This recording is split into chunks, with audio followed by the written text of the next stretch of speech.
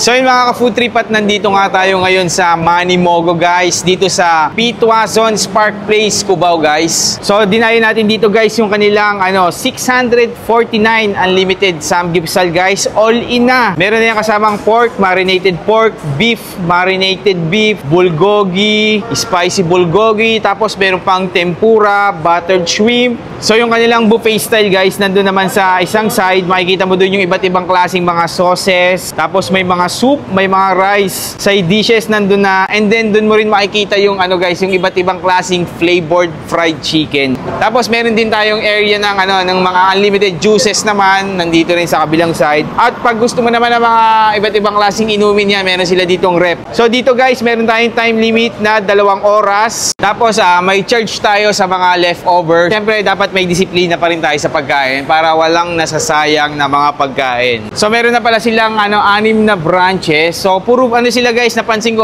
puro probinsya, kadalasan Cebu. Unang branch nila guys sa Mandaue, tapos meron sila sa Lapu-Lapu, Talisay City, Naga City, Cebu City, and then finally guys, nitong May lang, kaka-open lang nila dito sa Pitwason Spark Place, Cubao, Quezon City na. So tara guys, pasukin na natin tong unlimited samgyeopsal na Manny Mogo. Yung samgyeopsal daw na walang usok Tara, tingnan nga natin.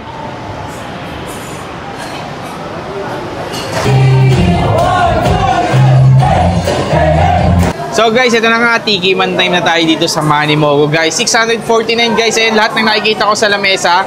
Lahat yan guys, unlimited. Ganong kalupit dito. So hindi na ako nagtataka kung bakit bago pa lang sila, pero grabe, dumug na talaga yung tao dito sa Manny Mogo. So titikman natin guys ito. Kanina tumikim-tikim na ako habang nag-aantay ako. So tikman natin ito kanilang inoki, meron ding mga pork meat. Tapos may mga marinated din. So iba-iba. So ito yung niluluto natin guys, yung bulgogi naman nila. So yung cheese din nila guys dito, unlimited din. Ganong kalupit dito. Tikman natin itong kanilang beef. Yan guys. Bagong luto lang yan.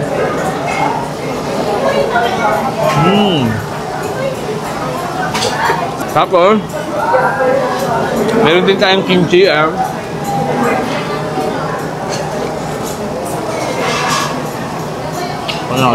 So meron din sila dito mga marinated pork, marinated beef. Tapos meron din tayong yan guys shrimp nila. Tapos meron tayong ito, ibang klaseng shrimp. Tapos meron din tempura, may nakita ko dito. Ayan guys, ito yung tempura nila. Tapos sa mga side dishes, ang dami. Tikman naman natin to guys, yung kanilang flavored chicken. So meron din yan, nandun naman to sa buffet area. Tikman natin. Kamayin na natin yan guys. So ito yung chicken nila.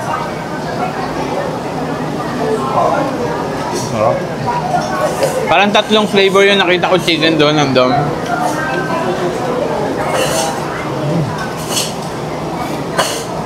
Meron din tayo dito ang tteokbokki. Ayan, nandun din yan sa buffet area natin.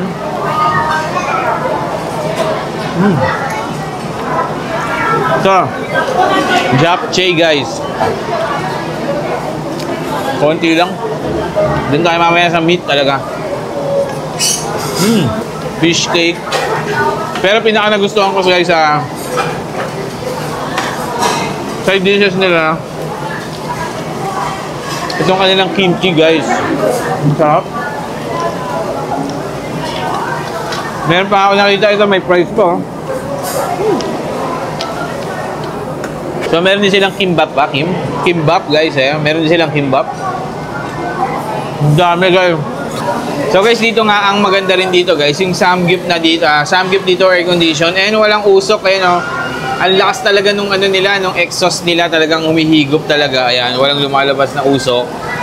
So try naman natin sa sa lettuce. Ayan guys. Lagyan natin ng kimchi.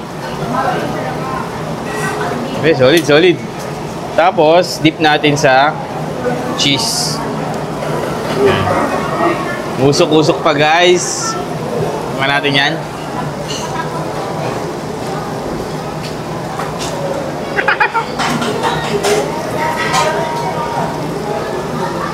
Medyo mainit guys, so unti-unti lang.